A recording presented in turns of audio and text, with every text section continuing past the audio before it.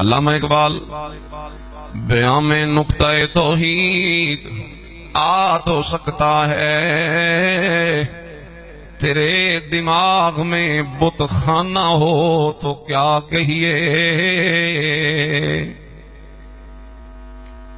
بیان میں نقطہ توحید آ تو سکتا ہے، تیرے دماغ میں بت خانہ ہو تو کیا کہیے۔ وہ رمز شوق کہ پوشیدہ لا الہ میں ہے، وہ رمز شوق کہ پوشیدہ لا الہ میں ہے،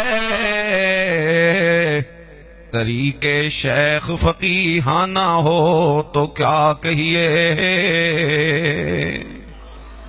طریق شیخ فقیہانہ ہو تو کیا کہیے۔ جب تیرا مولوی اور تیرا شیخ تجھے استنجے کے مسئلے تو بتائے مگر لا الہ کا معنی نہ بتائے، پھر تیرا بھی تو قصور کوئی نہیں۔